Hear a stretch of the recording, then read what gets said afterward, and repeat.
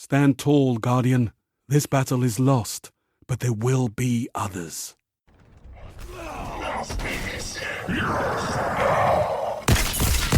Guardian down.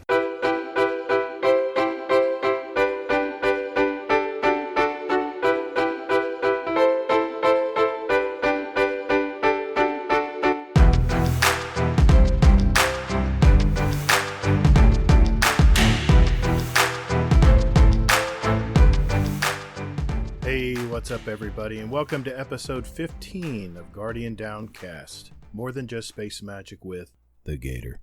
Hazel and Easy are trick-or-treating with the little ones at the time of this recording, so for this week, I'm going it alone. So please be gentle. Hey, tonight's show will be more like a mini episode, but I still wanted to include some of the consistent segments from our normal shows. With that being said, on tonight's show, I'm going to share my 2 movies I watched this week, and maybe a TV show here or there, and give my opinions on each of them. I'm going to mention highlights from this week at Bungie, because, we may not be talking about this next week. The main topic, though, tonight will be the Iron Banner and Control playlist in the Crucible. I tweeted and also got some input from our Discord about this subject and what's frustrating about these game types, and I want to share these responses as well. Then finally, I'm going to add 2 songs to our Guardian Downcast playlist on Spotify. Hey, just because Easy and Hazel aren't here doesn't mean I can't add songs to the playlist. I mean, jeez, there's no rule or law against that. But I will be adding 2 additional songs from a mystery member of our community. And, I guess you just have to find out at the end who that is. So let's get started. No fancy drills, just defeat your opponents. Okay, well, as you might know, we all share what we've been watching for the week, and I had some interesting picks this week that you might want to check out. Okay, to begin with, I watched 2 more movies this week, and the first one I saw was directed by Alfonso Gomez-Reyon called The Current War. It was starring Benedict Cumberbatch as Thomas Edison and Michael Shannon as George Westinghouse. And this movie is all about these 2 brilliant inventors and entrepreneurs and what both endured trying to become a standard for our nation's electrical grid back in the early 1900s. Nicholas Hoult also played Nikolai Tesla, and his role in this technology war. 60% from critics and 79% from the audience on Rotten Tomatoes, and I have to agree, it was a better than average movie. If you ever wanted to be a fly on the wall when all this went down, then you will definitely enjoy this movie. It is somewhat historically correct. In other words, if you like watching the History Channel, then you got to go watch this movie. I walked out of it feeling pretty intrigued about them, and I got to admit, I had to do a little Google search and get more information about them afterwards, so definitely want to see that if you have the time. The second film I'd watched this week was kind of on the opposite end of the spectrum, and that was Tim Miller's movie, Terminator Dark Fate. Linda Hamilton makes her return as Sarah O'Connor, and Arnold Schwarzenegger is back as well. The reviews were kind of mixed, but overall Rotten Tomatoes gave this a 69% from critics, 87% from the audience. But my take, I gotta admit, I enjoyed it very much. I was just telling my wife that the initial car scene in the movie, geez, that had to cost nearly $1 million just to film that. It was just crazy. Think the Jason Bourne films, and for the most part, you were on the edge of your seat that whole entire car chase. So a lot of action packed in this movie. It's kind of another spin on the Terminator series, and also kind of ties up a few loose ends from the past movies. You might get a little closer with a few of the things in there. So I say if you're at least a mild fan of the series, it might be worth calling a sitter on this one. Even my wife, she's not a real big sci-fi fan, and she found it very entertaining. So that's always a plus when someone who doesn't normally like these kinds of movies enjoyed herself. That's definitely high praise. Okay, on the TV and streaming front, I watched a series on Prime Video called The Night Manager. It starred Hugh Laurie and Tom Hiddleston.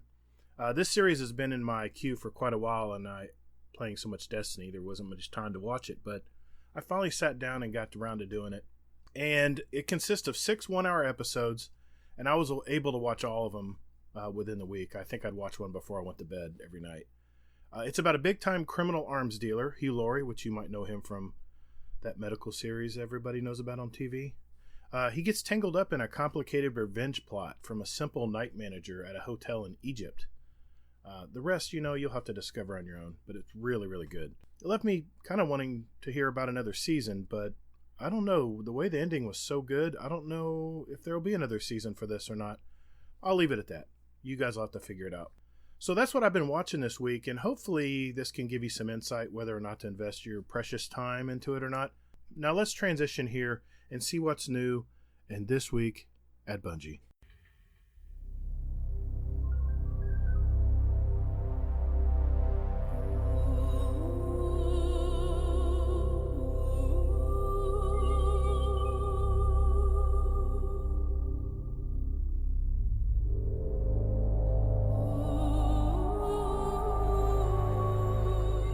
Okay, let's take a look at this week at Bungie. This is for October 31st, 2019. I just wanted to go over a few things. I'm not going to be one of these podcasts that just reads the TWAB, but there's some important information this week that I wanted to share with you guys. A couple things is the Pit of Heresy, the new Shadowkeep dungeon on the moon, just opened up this week. And I have to give a shout out to Agent H and his buddy Frequency Master. I got to admit, we went in blind. We didn't really try to watch any videos or anything and went in there, and it was very refreshing, I must add, because it was very, not simplistic, but it was definitely graspable. You know, you go into a raid blind and you have to look for cues on the screen and things like that.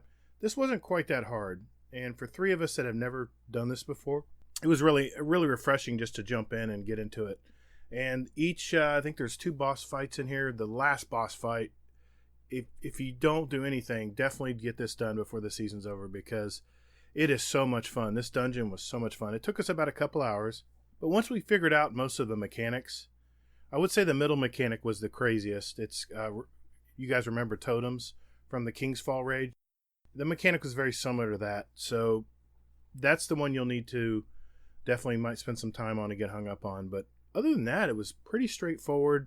I mean, this is for a person who does raids normally and understands the mechanics of the game will be able to grasp it pretty good. And I think the end light, the power light requirement at the very end was 960, and I think I was at 948. And we all got our share, of getting knocked on our butts, but we worked together really well, pulled it together, and ended up finishing and defeating the boss. And man, it was a lot of fun, man. We got a masterwork set of boots from Eris. I had to hang on to them. They had like a 62 stat on them. They had some pretty good stats on them, so I had to hang on to that. I did want to also mention that the new exotic quest for the Xenophage exotic heavy machine gun also was released this week, so definitely check that out, and Eris will guide you on what to do. And if you can't find it there are videos all over YouTube that'll help you get started with it, so check that out. One other thing they did mention is there's 3 new guns coming out this week for the dungeon. One is and you might get this also from the encounter before you get into the Pit of Heresy, the Altars of Sorrow. Think of it as like an escalation protocol, but on the moon. But it's a little more simplistic, and you don't have to grind it quite as much, but you'll get a chest at the end after you defeat the ogre. And one of these 3 weapons could appear. I did get the new slug shotgun. There's also a rocket launcher and a sniper rifle. It looks like a Viced sniper rifle. It looks very much like that.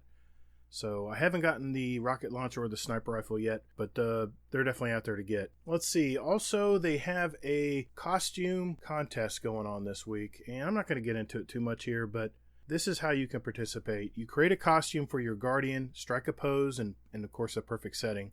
Snap a screenshot in any Destiny 2 destination or activity. Play with shaders and armor combinations for the spookiest outcomes, and they encourage group participation. You submit the image to Community Creations page on Bungie.net. We'll retweet our favorites from @Bungie and grant winners the Levante prize. If you do win, make sure to give us your Bungie.net profile link so we can deliver the emblems. I tried to get this a few weeks ago on their weekly or bi-weekly contest on armor and ornaments, and I submitted all 3 of my characters and no dice. But anyway, I'm sure it'll be back again. The main thing I did want to mention, though, and I'm going to read this verbatim because this is important. I don't want anybody to miss this. And I'm sure you might have gotten this information on reading the TWAB yourself, but if you're not the type to look at the TWAB every week, I want to read this out for everybody. Destiny 2 Hotfix 2.6.11. It's tentatively planned for Thursday, November 7th. It contains some high quality of life fixes for the sandbox and season pass weapon acquisition. One of the more major changes deals with your pursuit of pinnacle power. While we're providing a patch note preview, we have some words from the team on our initial goals for Pinnacle Power and why we're making some adjustments. Here's what the dev team has to say. When we designed the Pinnacle Band of Power for Season 8, our intent was to provide an aspirational progression that reflects participation in some of the more difficult and time-limited content of Destiny 2. This was meant to be a slower progression than the powerful reward band, but one that wasn't a gateway to accessing content. They say, we're not hitting our goals for the availability of rewards in all slots for the Pinnacle level rewards. You may have experienced getting duplicate energy weapon drops from these sources, which is compounded by the need to get a drop in all slots in order to gain enough power to raise your character's overall power by 1. So you can imagine it was going to take forever to get from 950 to 960 on that. So to mitigate this, we have increased the power granted by Pinnacle rewards to +2 instead of +1. Once this change goes live, only 4 slots will be needed to increase your character's average power, at which point your power rewards will allow those slots that you might have missed to catch up. Our goal is that Pinnacle Band remains a reward for tackling the more prestigious challenges, but takes some of the sting away from receiving multiple drops in the same slot. Boy, this has definitely been an issue. Everyone has been complaining about this. It says, we appreciate all the feedback that we've received on this. We hope to hear more from you on how this band of progression feels with the new change.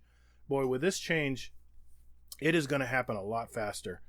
They've literally doubled the progression speed.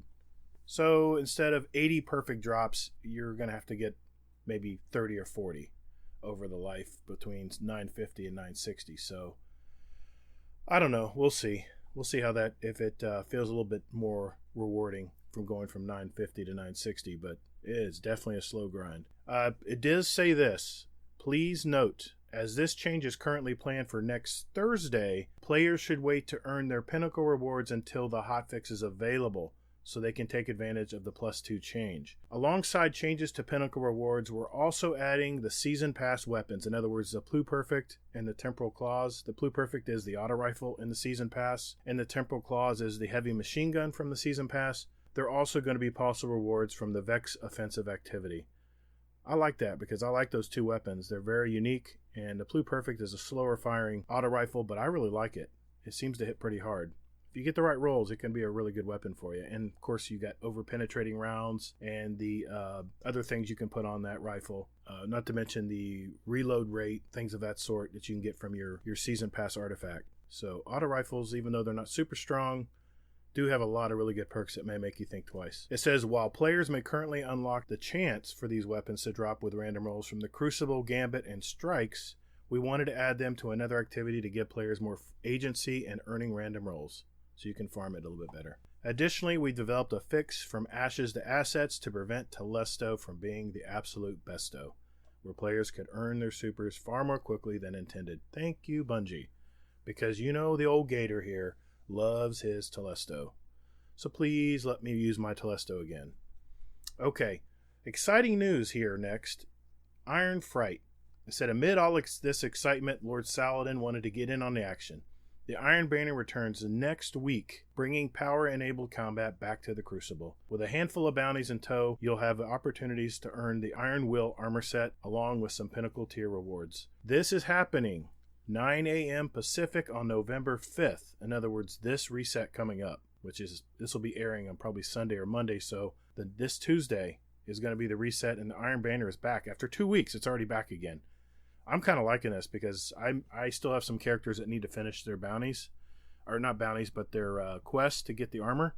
And one thing I did want to mention here, if you're holding on to any Pinnacle bounties from the Iron Banner from the last one, turn them in before the reset on this Tuesday, because you may not have an opportunity to get them done again.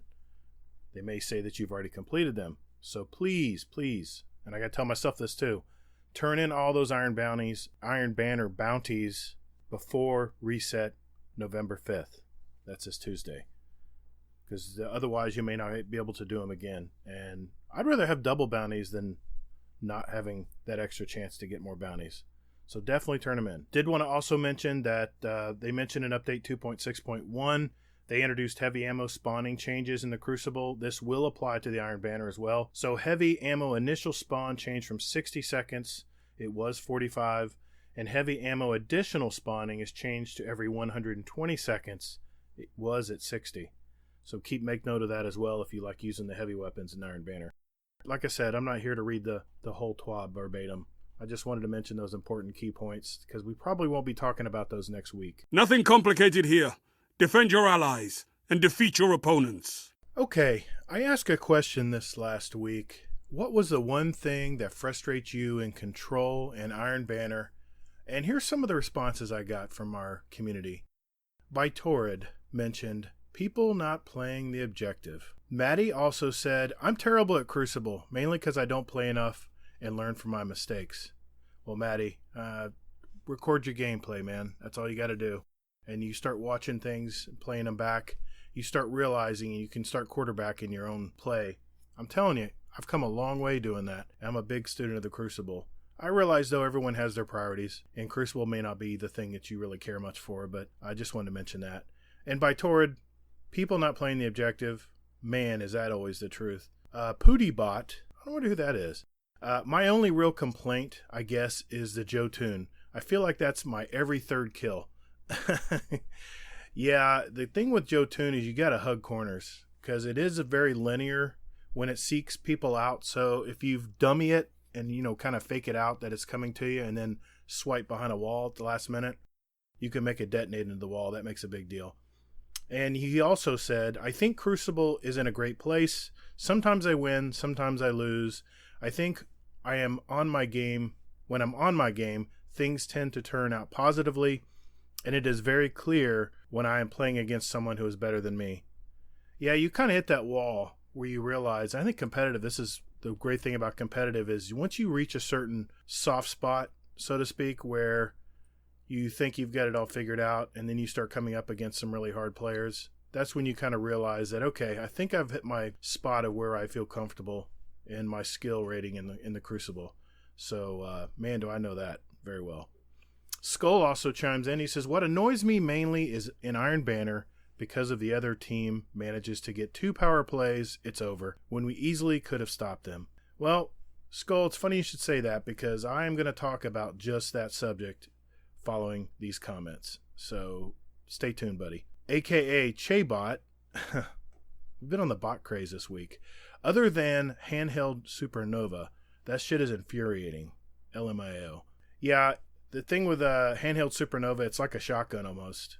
And again, if you can play your corners, once you know that person is doing it over and over again, then you can dart behind doors when you hear them charging it up. It's kind of like a fusion rifle, same kind of deal. The ultimate intern, I think this is Laz. Teammates blocking my sniping lanes when it's painfully obvious I'm scoping in an open area. Yeah, I'm gonna kind of go over a little bit of the Iron Banner and what I don't like about it in the next segment, and I think you'll kind of understand where I'm coming from here. Hazelnut chimes in and says, people using the meta, aka getting killed by the same expletive weapons. Yeah, unfortunately, Iron Banner, as far as I know, is still skill-based matched. And being that's the case, you have to use everything you can to edge out your competition. And I just think that's just part of it. I mean, it's just like competitive. It's skill-based matched. So when that happens, you've got to, you almost have little slivers of things that can make the difference between two people who are equal skilled. So unfortunately, just like competitive and trials and everything in the past, a lot of people have to use those meta weapons. Agent H says, also, and I'm being dead serious, not trolling Titans, but if I'm in a firefight and a Titan runs up and throws a wall right in front of me, I guess that's what frustrates him, is when Titans do that. I don't know. I haven't had that experience too often. I tend to lone, against my better judgment, I tend to lone gun it sometimes. So I tend to be like a lone wolf when I play Crucible. Everyone goes one direction, I tend to go the other. And I know that goes against everything I've been talking about in the past, but I've got that Call of Duty mentality, man. It just is burned in my brain, and it's really hard to correct. And it's to my detriment a lot of times. Laz also states, putting personal bounty progress before the overall team. It's a team mode after all, and you'll complete the bounties by playing as a team. Yeah, I totally get that, dude. I run into that problem when I'm playing Gambit as well, where people don't really care if they win or lose. They're just getting their bounties done. So, and Chris3711 says, everyone being better than me. Chris, you just got to practice, bro. It's like everything else. It's muscle memory. And once you get to know the maps, I think the number one thing I can tell you on the Crucible is map knowledge. That goes a long way. I started playing Call of Duty Modern Warfare this week with some old friends of mine. And man, I don't know those maps very well, and it shows. Because when you don't know your shooting angles, you don't know where the spawns everyone's coming from. Little things like that, man, mean a big difference in how well you are successful. And finally, Lana mentions, number one, Blueberry's not playing the objective, which I think a lot of people have expressed here. But here's the one that really caught my eye, and this is what I'm going to be talking about. She says, and depending on the map, Blueberry's not knowing which 2 zones to hold. You don't need 3 capped, like Burning Shrine. Always just A and C. You couldn't be more right, Lana. So stay tuned. Hey, thanks to everybody who gave me their input on this, and I really do appreciate the input.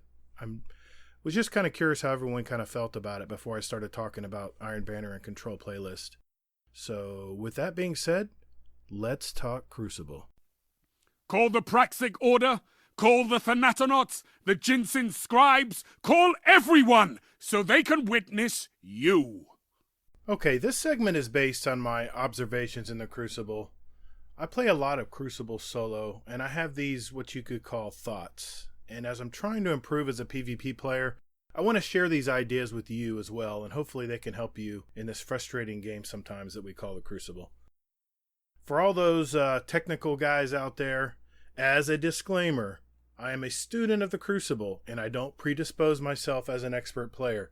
But as a middle-aged dude that loves this game, I feel that this information may help my fellow Guardians out there to, at the very least, gain more enjoyment out of the Crucible. So your results may vary. For some, this will be a refresher and something you already knew. And to others, this may be something that maybe brings a new way to look at the Crucible. So let's begin. Today we're going to talk about the game type in the Crucible called Control.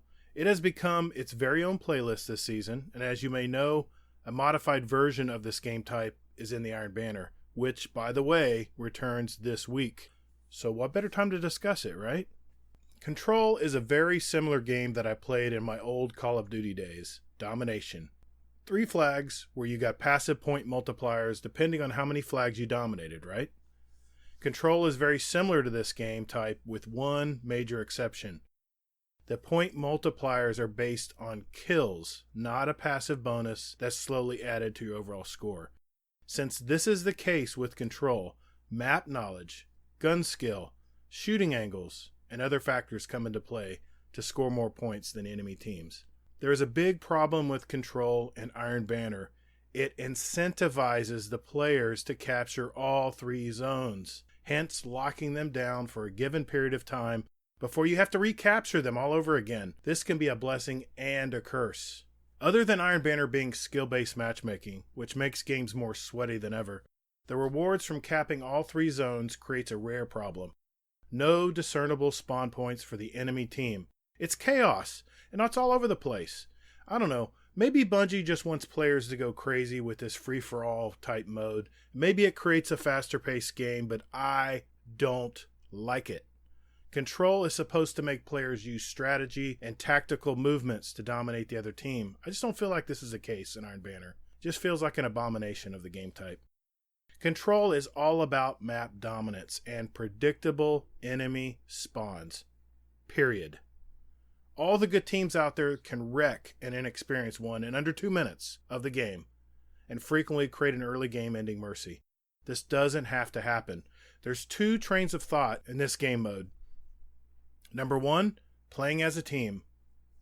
Or number 2, what I like to do more, and that's becoming a disruptor. Playing as a team is just that. Run with your team. Capture the 2 strategic control points and hold the enemy at their 1 control point. This completes 2 objectives, right? Double point values for every team kill and creating a predictable spawn point for the enemy. This first makes your team score go way up, twice as fast as the other side. So if you go in there and trade with another player, You're getting double the points for killing them, and they only get 1 for killing you. That's a good trade in my book. The first point makes your team's score go up twice as fast, and the other sets up easy kill lanes to frustrate them. I also recommend that everyone involved captures the control point, as this significantly adds energy to your super bar, which in turn creates a nasty cycle of collecting orbs from teammates and using more supers overall, and etc., etc., and it keeps just snowballing. This is why teams can usually run right over you once they start stacking up their supers. And as you know, in this season, supers don't come really fast anymore. So you're getting probably 5 to 10% of your super every time you capture a zone. So if you're in the area, don't hesitate to jump on with your teammate and capture that, because that's more people getting super energy. Makes sense. Usually you want to identify the lanes from their point to your closest point and spread the team out evenly to make sure everyone has help and won't get overrun by a group trying to push into your area. This strategy can be very oppressive and easily cause the other team to break out into flanking groups trying to flip the spawns. If your team is organized, this will not happen and the game will end very quickly. In other words, you'll be the team that snowballs the other, and you'll be getting more mercies and Iron Banner. But if this does, and it probably will, there is another way to reset and create the same scenario all over again, and this role is called the Disruptor. A Disruptor role can be an individual or a small group of the team. As the enemy runs into your zone and starts to capture it, the Disruptor breaks off and begins to take control point that the enemy abandoned by pushing in toward you guys. This role requires a group or an individual who has good gun skill and map awareness, mainly because they are going to run into the enemy spawn, and initially, you're going to encounter enemy players spawning still. So it's important to engage them to do one of two things. When I'm a Disruptor and I'm running into the enemy spawn because they're trying to group spawn and take over the middle B cap, I have 2 goals in mind. One, I want to keep the player's attention on me, so that it's taking people away from their team trying to push and bowl through the 50-yard line, in other words, the B flag. The other is disrupting their team and stopping reinforcements in their push. One of 2 things happen. The enemies who made the push are thinned out and overcome by the remainder of your team that's pushing back, by the way, or you take the abandoned enemy point and you flip the spawn. And thereby you create a mirror image of the previous scenario, always keeping the enemy unbalanced and having to try to push again. I have done this, quote, disrupting, and it can really change the game for the better and frustrate a team trying to turn a game around. Let me be very clear here. I'm not saying to flip the spawns by running into the enemy territory. This methodology is used only if the enemy team has successfully pushed and is in the process of taking another part of the map control point. If your team is successfully holding down the 50-yard line and it is suppressing the advance and keeping the 2x score multiplier going, then your job is to help in maintaining that strategy and playing as a team. I know you might be saying, well, Gatr, what are you talking about? So let's present a scenario on the map, right? Javelin 4. You can find this information that I call it out here from the Crucible Radio map callouts page, and you can always access this at crucibleradio.com. Let's say your team spawns at the open part of the map called Pad, which is the C point, by the way. Your team takes C and then proceeds to point to the B point called Station. Your team wins the point, and you now control C and B, right? So the enemy is predictably spawning at the A point called Fuel. Your team's objectives should be control all 3 lanes to B and C. This should be the outside lane, which is called Rockwall, the middle lane, called Pipes, and the inside lane to B, called Glass. If your team is successful in holding down these 3 lanes, game over. Just like Skull mentioned earlier, they hold down the 2 zones, the game's over. There's nothing you can do to turn it around. But let's say the enemy team does push into the B point and it takes it over. Your team has a gunfight on its hands trying to take that B back. But if it's a stalemate, me, as a disruptor, I'll begin to run into their A flag via the outside lane and begin to get the attention of the enemy. This ties up at least a third of their team trying to kill me, and in turn creates an opportunity for my team to push and retake the B flag. I back off or I die, and the scenario plays out again. Rinse and repeat. This strategy will work often, especially if I have a teammate to help out. But the overall key is to keep the enemy spawns in place. At the very least, keep it predictable. I know this episode may have gotten a little bit complicated, but these are just some strategies that I use to keep the enemy unbalanced. Hey, thanks for listening, and remember this the next time you're playing Control. Good luck, Guardians. And as always, record your gameplay. Just a couple games a week, and play it back before reset. Thanks a lot. Okay, listening to myself talk about that Crucible segment, playing it back, it sounds like I'm yelling at everybody like they're doing something wrong. Please keep this in mind. This is my thought process when I have Blueberries playing Iron Banner with me when I'm going solo. So I know you're expecting me to say, "Get off my lawn, you whippersnappers!"